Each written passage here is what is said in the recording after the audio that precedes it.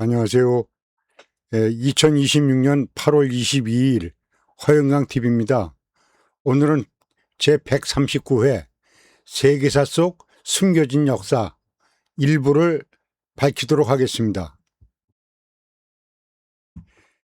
저는 역사가 삐뚤어졌는지 뒤집어졌는지 전혀 몰랐습니다. 제가 이 어른한테 공부를 하면서 이 잘못된 역사가 있다는 걸 알게 됐습니다. 그래서 저는 이 어른의 말씀을 토대로 감춰진 역사, 그리고 새롭게 조명할 역사, 이런 거에 대한 얘기를 이제 앞으로 가끔 이렇게 얘기를 할 것입니다. 그래서 오늘은 그 일부 감춰진 역사를 새롭게 조명하도록 이렇게 해보겠습니다. 다시 말씀드리지만 이 어른께서 이런 새로운 문명을 창조할 그 심벌을 개척하셨고, 저는 이 어른의 정신을 이어나가기 위해서 이러한 그 마크를 제가 만들었습니다. 그래서 이 어른께서 말씀하신 역사를 토대로 잘못된 역사가 무엇인지 그에 대해서 하나하나 말씀해 드리도록 하겠습니다. 우리는 미래 인류의 희망, 문명 창조의 땅 대한민국에서 새로운 역사를 창출하기 위해서 이러한 방송을 지속적으로 하고 있습니다. 우선 첫째는 이 화투장부터 얘기를 하겠습니다. 우리가 그 젊은 시절, 또 한때는 이 화투라는 것을 일본이 한국을 망하게 만들기 위해서 화투장을 맹길었다. 노름으로 한국 사람들을 못 살게 하기 위해서 화투장을 맹길었다고 이렇게 듣기도 했습니다. 그때는 제가 상식이 없어서 그 말이 맞나 보다 하고 이렇게 지나왔었는데, 제가 그 도랑 선생님을 만나뵈면서 화투에 대한 얘기를 듣게 됐습니다. 그래서 이게 이 역사라는 것이 이렇구나 하는 걸 새롭게 인식을 하게 됐죠. 그러면 이 비에 대해서 우선 말씀을 드리겠습니다. 이 비광에 보면 이 12월 달이면 춥고 눈이 오고 얼음이 꽝꽝 얼은 그러한 시기인데, 지금 여기 이 12월에 이 개구리가 있고, 그다음에 장마 졌을 때 모양 이렇게 물이 흐르고, 또 우산, 비가 오니까 우산도 쓰고, 이러한 모습을 보면서 이거 왜 이렇게 그려놨을까?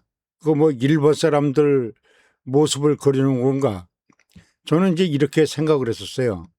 근데 우리 도랑 선생님 말씀을 듣고 나서 제가 인식을 다시 하게 됐습니다.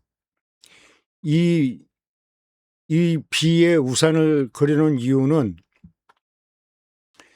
이 화토를 맹길 무렵에 그때 당시에 대한민국은 이렇게 우기였었다고 합니다. 12월에 비가 오고 천둥치고 이렇게 홍수가 지는 그러한 때였었다고 합니다.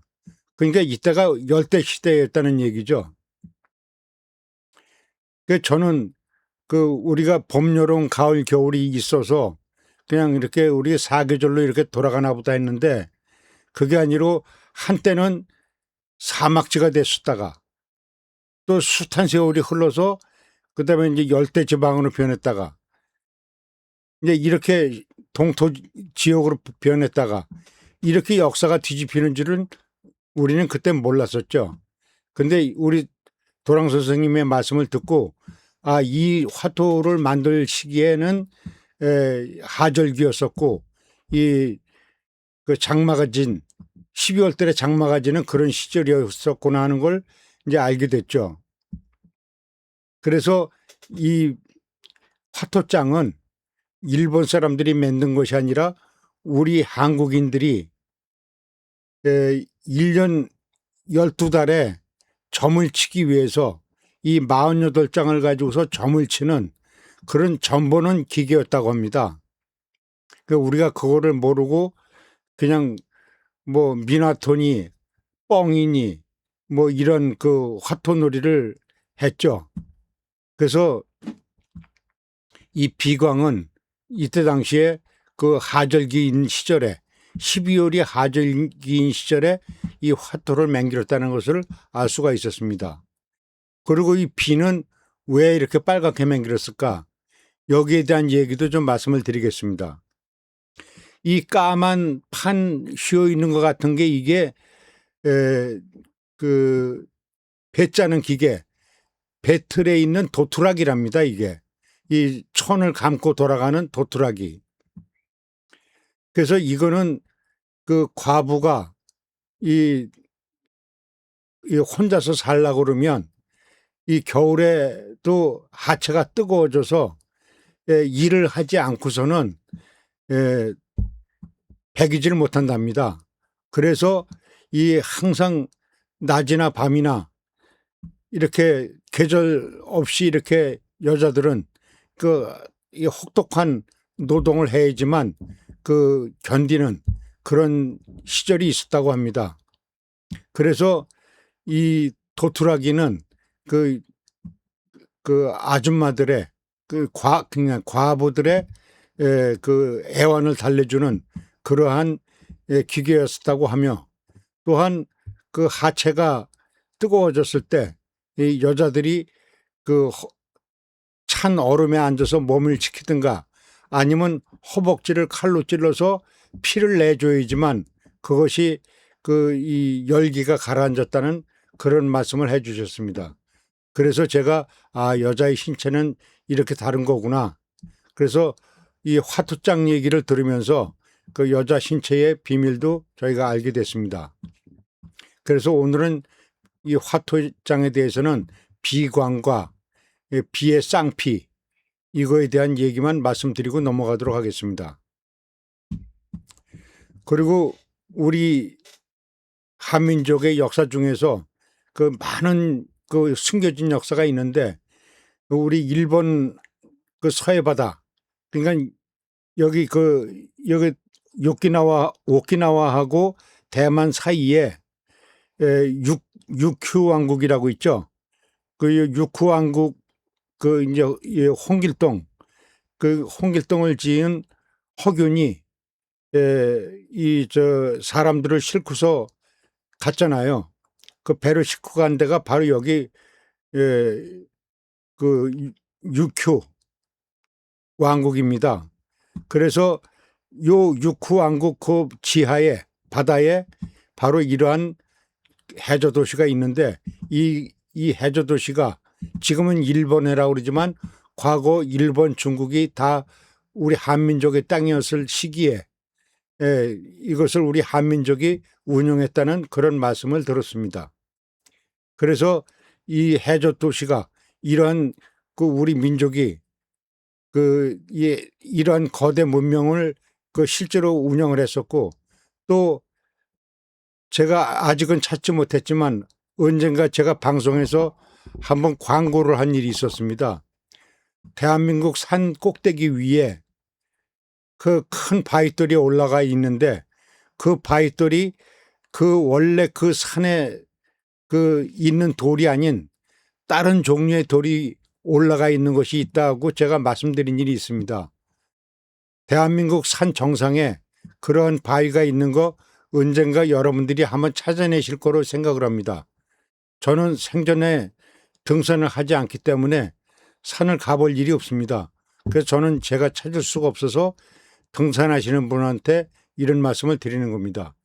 그와 마찬가지로 우리 과거 시대에 우리 민족은 이러한 고대 문명을 저희가 가지고 있었다는 것도 말씀을 드리고, 이 일본, 이 오키나와하고 대만 사이에 이 지점에 바로 이러한 도시가 수중 도시가 있는데, 이것이 우리 한민족이 과거에 있었던 문명이 물속에 가라앉아서 이렇게 물속에 있는 것이다, 이런 말씀을 드립니다. 또 한 가지는 중국 시안에 있는 피라미드에 대해서 말씀드립니다. 이 중국에 이런 피라미드가 있다면 이거 밝혀야 되잖아요. 근데 중국은 이거를 죽어도 밝히지를 않고 이렇게 꽁꽁 감춰놓고 발표를 못하게 합니다. 그리고 이걸 지금도 감추고 있죠. 이거를 공개하는 날 이 한민족의 역사라는 게 밝혀지기 때문에 중국 사람들은 그것이 두려워서 이것을 공개 못하고 있습니다. 그러나 이제 언젠간 이게 밝혀지게 되죠. 이 피라미드의 문명이 바로 우리 한민족이 만들었다는 것이고, 또 이 피라미드의 비밀이 있습니다. 이 피라미드의 비밀은 무엇이냐? 그것은 바로 이 바둑판의 원리에 있습니다. 이 바둑판의 원리를 보면 이 바둑판 속에서 이 피라미드의 원리를 알 수가 있습니다. 다음에 이제 저희가 이 세계적으로 피라미드의 비밀을 설명할 수 있는 건 우리 한민족밖에 없습니다. 우리 한민족이 왜 할 수 있느냐? 우리 한민족이 이 피라미드를 원래 만들었고 바둑판도 맹기렸기 때문에 우리 한민족만이 알 수 있는 것이죠. 그래서 그러한 얘기들을 이제 다음에 차츰 밝혀나가도록 하겠습니다. 또 한 가지는 진시황릉의 병마용갱에 대한 말씀을 드리겠습니다. 이 진시황이라고 하면은 우리 기원전 이전이잖아요. 그런데 이러한 거대한 게 있는데 중국은 왜 이렇게 밝히지를 꺼려 할까요? 이 진시황릉 역시도 우리 한민족의 역사이기 때문에 그렇습니다. 지금 대한민국 땅에 과거 진시황을 하셨던 분의 분신이 대한민국 땅에 생존해 계십니다. 그 얘기를 언젠간 다시 밝혀드릴 날이 있을 것입니다. 그래서 우리 그 진시황도 우리 한민족의 역사라는 것을 말씀드리고 넘어가겠습니다. 그리고 대한민국은 세계 최초로 공룡이 생성했던 그런 땅입니다. 얼마 전 시간에 말씀드렸듯이 대한민국에서 그 미립자와 엽록체 이런 것들이 융합을 해서 최초로 조개류등이 생겼고, 그 다음에 풀이 자라고 나무가 자라고, 그리고 이렇게 공룡이 자라고 이렇게 됐었습니다. 그러다가 지금 이러한 세월이 지나서 지금의 오랜 세월이 지나서 지금 우리와 같은 지금 그 지구로 변청이 됐는데, 이 공룡이 세계 최초로 탄생한 땅도 바로 한민족의 이 땅입니다. 그래서 이러한 역사를 우리는 모르고 있기 때문에 그것을 알려드리기 위해서 제가 이런 방송을 하는 겁니다. 이제 이거 공룡에 대해서도 앞으로 전문가들이 이제 그 지속적인 방송을 하는 날이 있을 겁니다. 그리고 이 시베리아에도 과거에 이렇게 밀림지대였었습니다.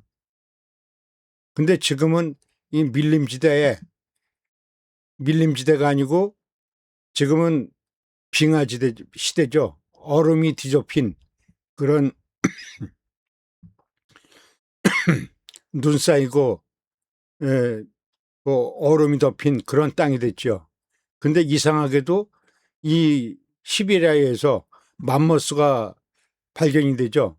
그리고 그 얼음 속에서 얼어 있는 맘모스의 살을 띄어다가 이 사람들이 먹죠. 그것이 이 시베리아의 비밀입니다. 그래서 이 시베리아가 과거에는 이런 밀림이었다가 이 밀림이 오랫동안 퇴적되면서 여기서 탄광도 형성이 되고 또 석탄도 나오고 이제 그런 그 새로운 역사들이 쓰여지게 된 거죠. 그래서 이 시베리아가 한때는 이렇게 밀림지대였다, 이런 말씀을 우리 도랑 스승께서 말씀해 주셨기 때문에 제가 이런 말씀을 전해드리는 겁니다. 그래서 앞으로 이 빙하지대가 이제 녹으면서 또 새로운 역사가 또 열리게 될 것입니다. 그리고 이제 이건 이제 국내의 얘기인데요. 이건 그 제가 스승님한테 들은 얘기가 아니라 제 친부 아버님한테서 이 말씀을 전해드린 겁니다. 저희 아버님이 그, 그 일제 치하 때 한전, 지금의 한전과 같은 일본의 전력 회사에서 근무를 하셨답니다. 근데 그때 이 용산, 아니, 이 청량리역 앞에서 청량리역 광장 있는 도로 그쪽을 땅을 굴착을 하게 됐답니다. 그 굴착을 몇십 메달을 했는데 몇십 메달 굴착을 해서 들어가 보니까 땅 속에서 이렇게 논자리가 나왔답니다. 그러니까 논에 이렇게 벼 뿌리가 그대로 있고 이 벼를 이걸 뽑아 보니까 논 흙에 이 벼 뿌리가 묻어서 이렇게 나오더랍니다. 그래서 이게 도대체 이게 어떻게 된 일인가? 이 깊은 땅 속에 어떻게 해서 이러한 배의 뿌리가 있느냐? 이제 그래서 그때 일본 사람들하고 그 많은 그 얘기를 나눴었다고 하는 얘기를 들은 적이 있습니다.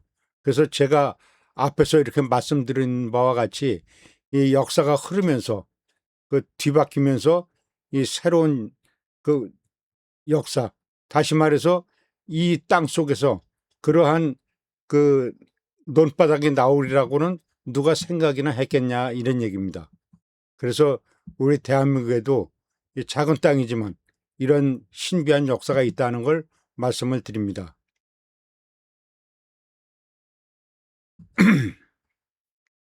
그리고 이제 다음 시간에는 이제 그 이 조선 말에 대해서 이제 말씀드릴 건데 요거는 이제 다음 시간에 말씀드리도록 하겠습니다.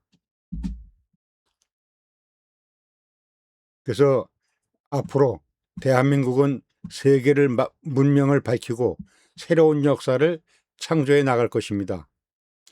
이 날을 위해서 우리 다 같이 노력하십시다. 이러한 그 비전을 가지고 우리가 우주 시대로 나가서 새로운 문명을 창조하고 우리 인류가 다 함께 잘 사는 그런 사회를 만들어 보십시다. 예, 오늘도 이렇게 같이 시청해 주셔서 감사합니다. 예, 홍익인간 이념의 디지털 문명 창조. 예, 이러한 시대를 위해서 허영강 TV는 지속적으로 노력할 것입니다. 오늘도 같이 해서 감사했습니다.